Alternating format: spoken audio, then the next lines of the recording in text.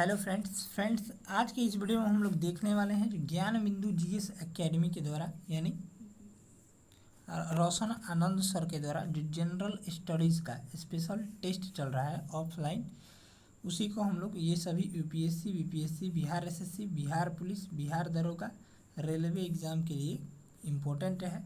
इसी को लेकर चलते हुए आज की इस वीडियो में हम लोग टेस्ट नंबर 28 यानी 12/8/2024 का जो टेस्ट हुआ है उसको फुल कवर करेंगे, ठीक है ना। अगर आप चैनल पर नए हो चैनल को सब्सक्राइब कर लीजिएगा और बगल में जो बेल आइकन है उसे दबाना ना भूलिएगा, ठीक है ना। देखिए ये टेस्ट नंबर 28 हो जाएगा 12/8/2024 का। चलिए स्टार्ट करते हैं। इससे पहले जो है और टेस्ट करवाए जा चुके हैं, अगर आप वीडियो नहीं देखे हैं तो वीडियो का लिंक डिस्क्रिप्शन बॉक्स में मिल जाएगा या फिर प्लेलिस्ट से जाकर अवश्य देख लीजिएगा।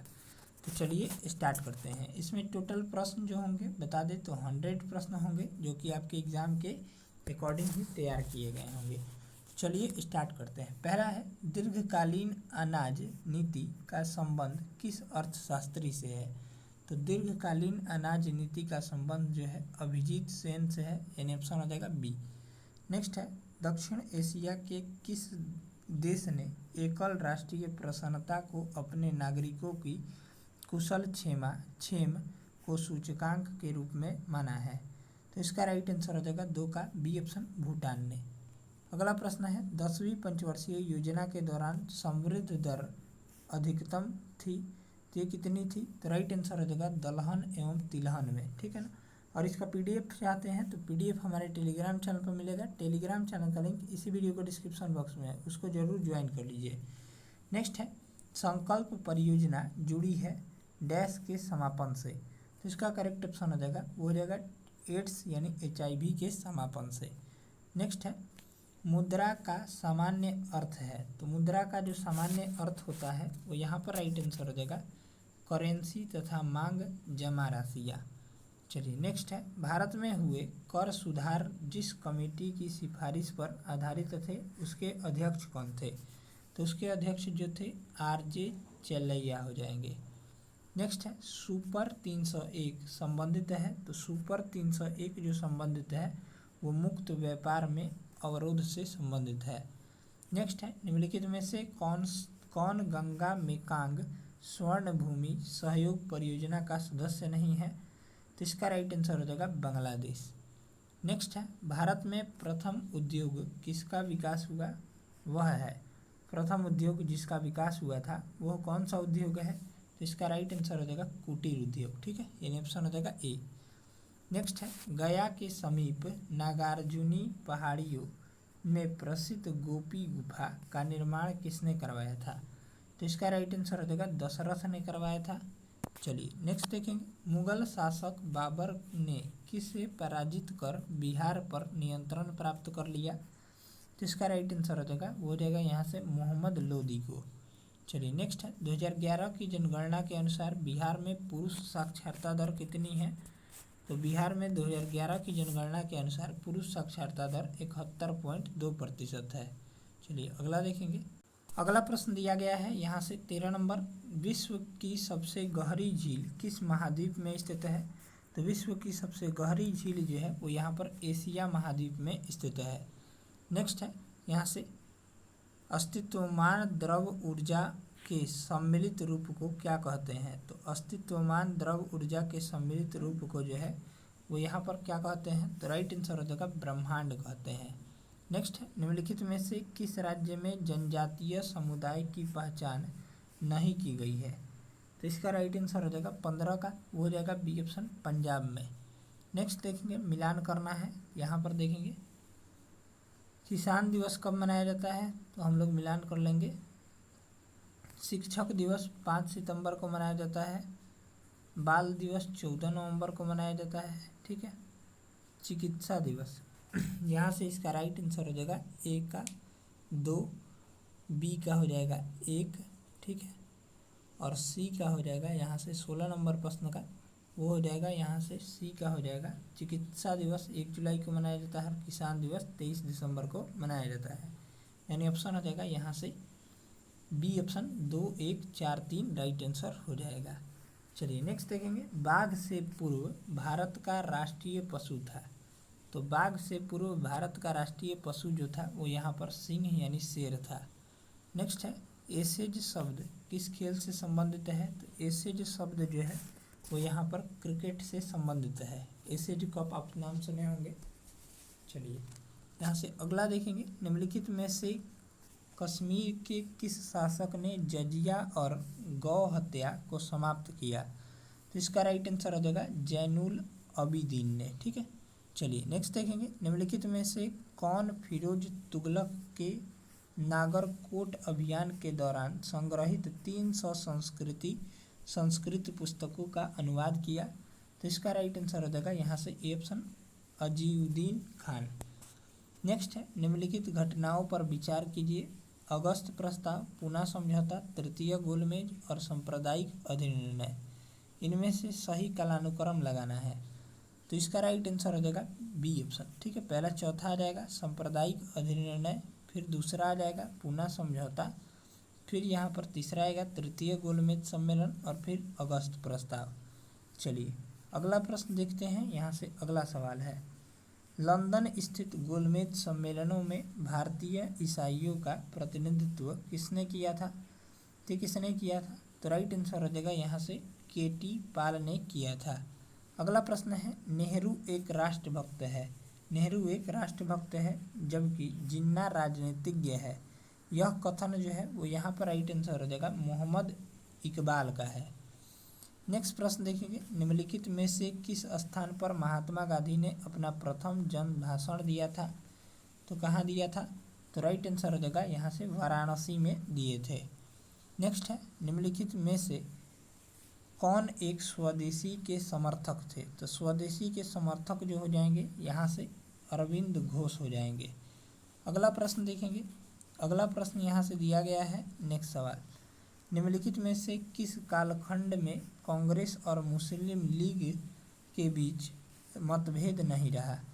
तो इसका जो राइट आंसर हो जाएगा 26 नंबर प्रश्न का वो हो जाएगा यहाँ से बी ऑप्शन 1917 से 1922 के काल में। चलिए यहाँ से अगला प्रश्न देखेंगे, खिलाफत आंदोलन के प्रमुख नेता निम्नलिखित में से कौन था? तो खिलाफत आंदोलन का जो प्रमुख नेता था वो यहाँ पर कौन था? तो राइट आंसर हो जाएगा मौलाना मोहम्मद अली और शौकत अली। नेक्स्ट है, जलियांवाला बाग नरसंहार पर कांग्रेस जांच समिति पर रिपोर्ट का प्रारूप लिखने का कार्य सौंपा गया था। तो किसे सौंपा गया था? तो यहाँ पर महात्मा गांधी को सौंपा गया था। नेक्स्ट है, जापान ने 6 अगस्त 1945 को हिरोशिमा पर बम गिराया था। नागासाकी पर बम किस तारीख को गिराया गया? तो इसका जो राइट आंसर हो जाएगा 29 नंबर प्रश्न का वो हो जाएगा यहाँ से ए ऑप्शन 9 अगस्त 1945 को गिराया गया था।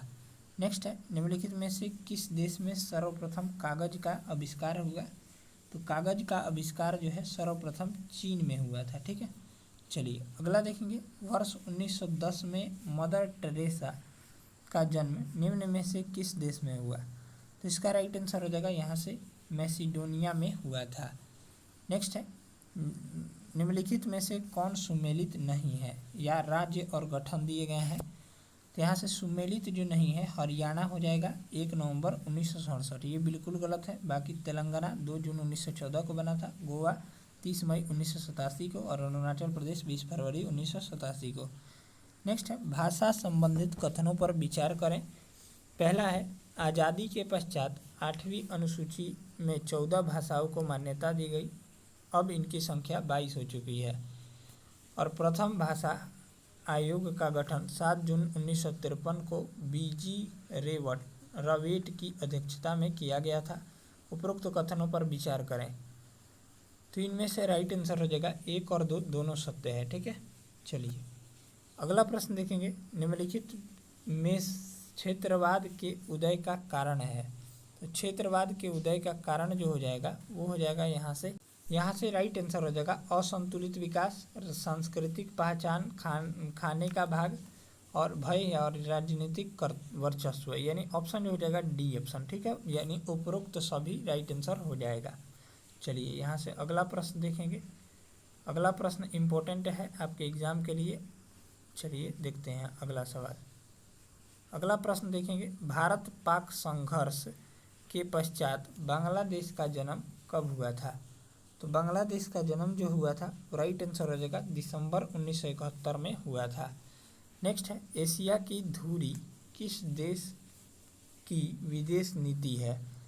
तो इसका करेक्ट ऑप्शन हो जाएगा 36 का, वो हो जाएगा यहाँ से डी ऑप्शन अमेरिका की विदेश नीति है। नेक्स्ट है निम्नलिखित में से अनुच्छेद 351 का संबंध किससे है? तो अनुच्छेद 351 का संबंध जो हो जाएगा वो यहाँ पर हिंदी भाषा के विकास से है। चलिए अगला प्रश्न देखेंगे, निम्नलिखित में से किसके अनुशंसा नेहरू रिपोर्ट ने की थी? किसके अनुशंसा नेहरू रिपोर्ट ने किया था? तो इसका राइट आंसर हो जाएगा पृथक निर्वाचन मंडल का, यानी ऑप्शन हो जाएगा ए। नेक्स्ट देखेंगे, निम्नलिखित में से कौन सा सुमेलित नहीं है? स्वतंत्रता पश्चात रियासत और राजा दिए गए हैं। तो इसका राइट आंसर हो जाएगा यहाँ से डी ऑप्शन जूनागढ़ शाह नवाज खान, ये जो है बिल्कुल गलत है। चलिए अगला प्रश्न देखेंगे, निम्नलिखित में से कौन सिंधु घाटी सभ्यता की देन नहीं है? तो इसका करेक्ट ऑप्शन हो जाएगा यहाँ से 40 नंबर प्रश्न का, वो हो जाएगा यहाँ से देखेंगे राइट आंसर हो जाएगा 40 का डी ऑप्शन, ठीक है, विधि संहिता। चलिए अगला देखेंगे, दक्षिण भारत में चालुक्य, पल्लव और राष्ट्रकूट और चोलों के समय कौन सा धर्म प्रभावशाली रहा था? तो इसका राइट आंसर हो जाएगा 41 का, वो हो जाएगा यहाँ से शैव धर्म। नेक्स्ट है अनिश्चयवादी संप्रदाय की स्थापना, अनिश्चयवादी संप्रदाय की स्थापना किसने किया था? तो अनिश्चयवादी संप्रदाय की स्थापना जो है वो यहाँ पर राइट आंसर हो जाएगा संजय वेठली-पुत्र ने किया था। नेक्स्ट है मुगल प्रशासन के अंतर्गत गुप्तचर विभाग का प्रधान कौन होता है? तो गुप्तचर विभाग का प्रधान जो होता है वो यहाँ पर दरोगा ए डाक चौकी होता है। नेक्स्ट है निम्नलिखित में से सबसे अधिक समस्थानिकों वाला तत्व कौन सा है? तो इसका राइट आंसर हो जाएगा 44 का, यहाँ पर पोलोनियम हो जाएगा। नेक्स्ट है आधुनिक आवर्त सारणी में आवर्तों की संख्या कितनी होती है? तो आधुनिक आवर्त सारणी में आवर्तों की संख्या जो होती है यहाँ पर 7 हो जाएगी, और वर्ग पूछेगा तो 18 हो जाएंगे। नेक्स्ट है भूप्रपट्टी में सबसे कम मात्रा में पाए जाने वाला तत्व है? तो सबसे कम मात्रा में पाए जाने वाला तत्व जो हो जाएगा वो यहाँ पर डी ऑप्शन स्टैटिन हो जाएगा, ठीक है। चलिए अगला देखेंगे, जल एक यौगिक है, इसमें हाइड्रोजन व ऑक्सीजन के परमाणुओं का अनुपात कितना होता है? तो इसका करेक्ट ऑप्शन हो जाएगा 47 का, वो हो जाएगा यहाँ से 2:1 होता है। चलिए नेक्स्ट है निम्नलिखित पर विचार कीजिए, नफेतलीन, कपूर, बेंजोइक अम्ल और एंथ्रासीन। तो इसका राइट आंसर हो जाएगा ऊर्ध्वपाती पदार्थ है, तो इसका राइट आंसर हो जाएगा यहाँ से डी ऑप्शन उपरोक्त में से सभी जो है ऊर्ध्वपाती पदार्थ है, ठीक है। नेक्स्ट देखेंगे, पेट्रोलियम में से शुद्ध पेट्रोल को किस विधि द्वारा अलग किया जाता है? तो इसका राइट आंसर हो जाएगा यहाँ से डी ऑप्शन प्रभाजी आसवन विधि द्वारा। चलिए यहाँ से हम लोग अगला प्रश्न देखेंगे। अगला प्रश्न देखेंगे यहाँ से दिया गया है नेक्स्ट प्रश्न, पास्कल इकाई है, पास्कल जो है वो यहाँ पर दाब की इकाई है, यानी ऑप्शन हो जाएगा बी। चलिए नेक्स्ट प्रश्न देखेंगे, पसीना शरीर को ठंडा करता है क्योंकि? तो इसका करेक्ट ऑप्शन हो जाएगा 51 का, वो हो जाएगा यहाँ से बी ऑप्शन, वाष्पीकरण के लिए गुप्त ऊष्मा की आवश्यकता होती है। नेक्स्ट पूर्ण सूर्य ग्रहण का अधिकतम समय होता है, तो पूर्ण सूर्य ग्रहण का अधिकतम समय जो होता है 460 सेकेंड का होता है। नेक्स्ट है जब साबुन का बुलबुला आवेशित किया जाता है तब? तो इसका करेक्ट ऑप्शन हो जाएगा 53 का बी ऑप्शन, यह जो है वो फैलता है। चलिए अगला प्रश्न देखेंगे, निम्नलिखित में से कौन सा एक प्रकृति में अनुचुंबकीय है? तो यहाँ से अनुचुंबकीय जो हो जाएगा ऑक्सीजन हो जाएगा। चलिए नेक्स्ट है सुपर कंडक्टर यानी की चालकता कितनी होती है? तो सुपर कंडक्टर की चालकता जो होती है असीमित होती है, ठीक है। चलिए नेक्स्ट है शिकार परमक्षियों या बाधाओं का पता लगाने के लिए चमगादड़ अथवा डॉल्फिन किस परिघटना का प्रयोग करते हैं? तो इसका करेक्ट ऑप्शन हो जाएगा 56 का, वो हो जाएगा यहाँ से टी ऑप्शन प्रतिध्वनि का निर्धारण का। नेक्स्ट है थायराइड ग्रंथि से थायरोक्सिन स्रावित करने के लिए उत्तेजित करने वाला अंतःस्रावी हार्मोन कौन सा है? तो इसका करेक्ट ऑप्शन हो जाएगा 57 का ए ऑप्शन TSH है। नेक्स्ट देखेंगे, निम्नलिखित में से कौन सा रोग कारक कालाजार रोग का कारण बनता है? तो इनमें से राइट आंसर हो जाएगा प्रोटोजुआ। अगला प्रश्न है, वह पक्षी जो अपने शत्रु से बचाव के लिए अपना सिर रेत में अंदर कर लेता है वह कौन सा है? तो इसका राइट आंसर हो जाएगा शुतुरमुर्ग है। नेक्स्ट है, वर्णांधता वाले व्यक्ति को लाल रंग दिखाई देगा, तो लाल रंग कैसा दिखेगा? तो ये जो है यहाँ पर हरा दिखेगा। चलिए नेक्स्ट है, यहाँ पर खोज दिए गए हैं और खोजकर्ता, ठीक है। तो फ्लेमिंग जो है वो यहाँ पर पेंसिलिन के खोजकर्ता थे। चलिए, और यहाँ पर डी का हो जाएगा 2 और एक ही ऑप्शन में दिया गया है, यानी ऑप्शन हो जाएगा सी वाला राइट आंसर हो जाएगा। यानी एडवर्ड जेनर जो है वो यहाँ पर टीकाकरण की खोज किए थे, और वाटसन जो थे वो यहाँ पर द्विकुंडलित की खोज किए थे, और लैंड स्टीनर रुधिर वर्ग की, यानी ऑप्शन हो जाएगा सी। चलिए नेक्स्ट है, निम्न में से कौन सा कार्य अंतःप्रद्रव्य जालिका द्वारा संपन्न नहीं होता? तो इसका करेक्ट ऑप्शन हो जाएगा बी ऑप्शन प्रोटीन का संश्लेषण। अगला प्रश्न है, हाइड्रोफाइटस में पाए जाने वाला विशेषकृत न्यूमेटोफोर्स कौन सा है? तो इसका जो राइट आंसर हो जाएगा, न्यूमेटोफोर्स कहलाते हैं। तो ये क्या कहलाते हैं? तो राइट आंसर हो जाएगा यहाँ से मूल कहलाते हैं। नेक्स्ट है, संसार का सबसे छोटा पुष्प कौन सा है? तो संसार का सबसे बड़ा पुष्प रेफ्लेसिया हो जाएगा, और सबसे छोटा पूछेगा तो यहाँ पर वुल्फिया हो जाएगा, ठीक है। चलिए अगला देखेंगे, निम्न में से धर्म का सबसे महत्वपूर्ण प्रकार्य कौन सा है? तो इसका करेक्ट ऑप्शन हो जाएगा सामाजिक नियंत्रण। अगला प्रश्न है, मानव समाज के वैज्ञानिक अध्ययन के लिए सोशियोलॉजी पद का सर्वप्रथम प्रयोग किसने किया था? तो किसने किया था? तो राइट आंसर हो जाएगा ए कॉम्ट ने किया था। अगला प्रश्न है, डैश एक प्रकार का मालवेयर है जिसे अक्सर लीजिटमेट सॉफ्टवेयर के रूप में छिपाया जाता है। तो इसका करेक्ट ऑप्शन हो जाएगा 67 का, हो जाएगा यहाँ से ट्रोजन। नेक्स्ट देखेंगे, कंप्यूटर प्रोग्रामिंग भाषा में निम्न में से कौन सी चौथी पीढ़ी की भाषा का उदाहरण है? तो इसका राइट आंसर हो जाएगा यहाँ से SQL। नेक्स्ट देखेंगे, परमाणु ऊर्जा विभाग का प्रबंधन किसके अधीन है? तो इसका राइट आंसर हो जाएगा 69 का, प्रधानमंत्री कार्यालय के अधीन। नेक्स्ट देखेंगे, निम्नलिखित में से कौन सा कार्य पेड़ पौधे नहीं है? तो इनमें से चारों ऑप्शन में से कौन सा कार्य पेड़ पौधे का नहीं है? तो राइट आंसर हो जाएगा वायु प्रदूषण करना। नेक्स्ट है, निम्नलिखित में से कौन सा नेशनल पार्क पूर्णतया शीतोष्ण अल्पाइन कटिबंध में स्थित है? तो इसका राइट आंसर हो जाएगा 71 का, डी ऑप्शन फूलों की घाटी नेशनल पार्क। नेक्स्ट देखेंगे, आपदा प्रबंधन एक्ट बनाया गया था। तो आपदा प्रबंधन एक्ट जो है वो यहाँ पर वर्ष 2005 में बनाया गया था। अगला प्रश्न है, निम्नलिखित में से किस राजवंश का शासनकाल सबसे लंबा था? तो इसका करेक्ट ऑप्शन हो जाएगा 73 का, हो जाएगा यहाँ से पाल राजवंश का। नेक्स्ट है, वह कपड़ा कौन सा है जिसे भारत के स्वतंत्रता संग्राम का प्रतीक होने का गौरव प्राप्त है? तो वह कपड़ा जो हो जाएगा खादी हो जाएगा। नेक्स्ट है, स्क्वे क्या है? स्क्वे जो है वो यहाँ पर राइट आंसर हो जाएगा कश्मीर का प्राचीन मार्शल कला है। नेक्स्ट है, लोसांग निम्नलिखित में से किस भारतीय राज्य का त्यौहार है? तो लोसांग जो है वो राइट आंसर हो जाएगा सिक्किम राज्य का प्रमुख त्यौहार है। नेक्स्ट है, स्वतंत्र भारत के पहले वित्त मंत्री निम्नलिखित में से कौन थे? तो स्वतंत्र भारत के पहले वित्त मंत्री जो थे RK षणमुखम चेट्टी थे, ठीक है, यानी ऑप्शन हो जाएगा ए। चलिए यहाँ से अगला प्रश्न देखेंगे।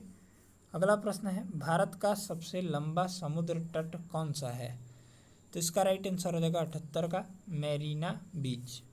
नेक्स्ट है, मन्ना डे के देश के क्षेत्र में भारत की एक मशहूर शख्सियत है।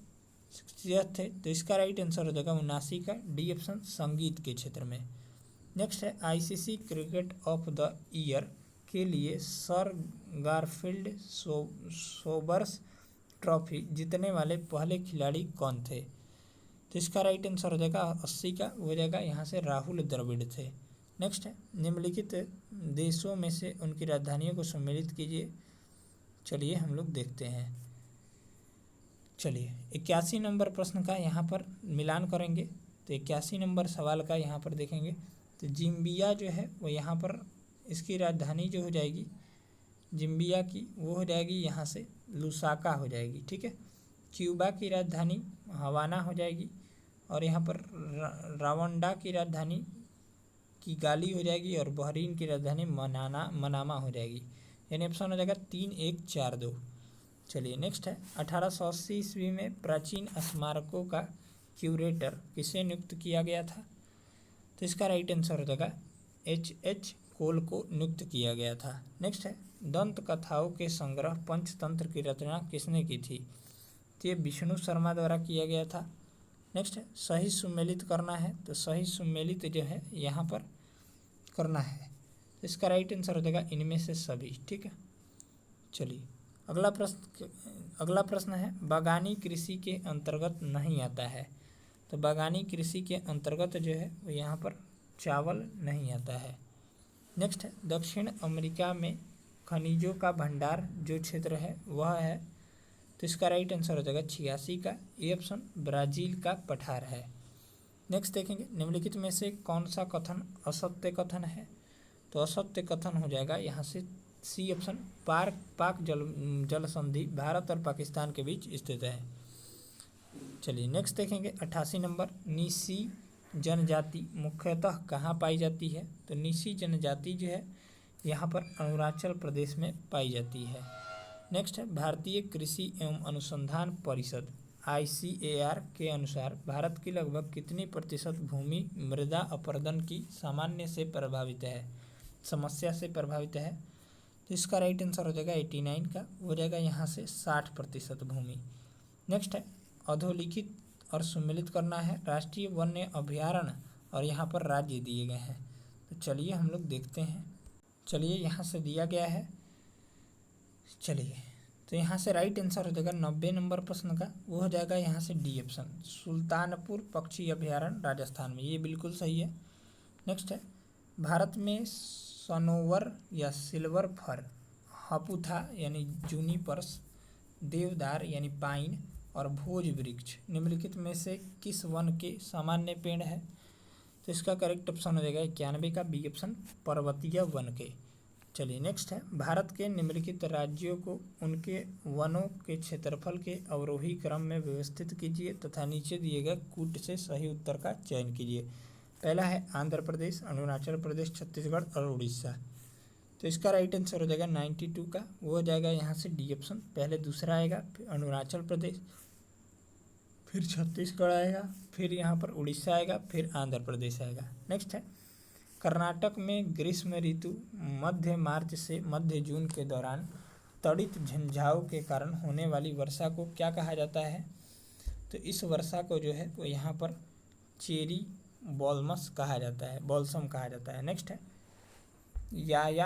याया तसो झील के संदर्भ में निम्नलिखित कथनों पर विचार करना है। तो यहाँ से राइट आंसर हो जाएगा 94 का, वो हो जाएगा यहाँ से सी वाला राइट है, 1, 2 और 3 सही है। यानी यह लद्दाख में स्थित है याया तसो झील। यह जैव विविधता अधिनियम के तहत लद्दाख का प्रथम विरासत स्थान है। और तीसरा, इसे पक्षियों का स्वर्ग भी कहा जाता है। नेक्स्ट है रानी लक्ष्मीबाई बांध किस नदी पर स्थित है। तो रानी लक्ष्मीबाई बांध जो है वो यहाँ पर राइट आंसर हो जाएगा बेतवा नदी पर स्थित है। नेक्स्ट देखेंगे 96 नंबर निम्नलिखित में से किस नदी को उड़ीसा का शोक कहा जाता है। तो उड़ीसा का शोक जो है वो यहाँ पर महानदी को कहा जाता है। चलिए दामोदर को जो है बंगाल का शोक कहा जाता है, याद रखिएगा। नेक्स्ट है निम्नलिखित कथनों में से कौन सा सही है। तो इनमें से कथन कौन सा सही है। तो यहाँ पर भारत एक संसदात्मक प्रजातंत्र है, ये बिल्कुल सही है। नेक्स्ट है 98 नंबर राज्य के नीति निर्देशक तत्वों की व्याख्या भारतीय संविधान के पार्ट 4 में की गई है। यह व्यवस्था किस देश के संविधान से ली गई है। तो यह व्यवस्था जो है आयरलैंड के संविधान से ली गई है। नेक्स्ट है संसद के कुल सदस्यों का कितना भाग वैधानिक चैम्बर की मीटिंग बुलाने के लिए आवश्यक गणपूर्ति यानी कोरम है। तो इसका राइट आंसर हो जाएगा 1/10वां भाग। नेक्स्ट है और ये लास्ट प्रश्न होगा, राज्यसभा में विपक्ष का प्रथम नेता कौन था? इम्पोर्टेंट प्रश्न है। तो इसका राइट आंसर हो जाएगा कमलपति त्रिपाठी। चलिए इसका आंसर यहाँ पर दिया गया है। मिलते हैं नेक्स्ट वीडियो में, तब तक के लिए जय हिंद जय भारत नेक्स्ट टेस्ट के साथ। तब तक के लिए जय हिंद जय भारत। चैनल पर अगर आप नए हो चैनल को सब्सक्राइब कर लीजिएगा और बगल में जो बेल आइकन है उसे दबाना ना भूलिएगा।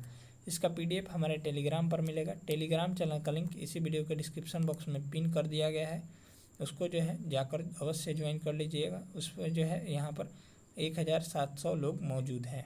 ठीक है, चलिए।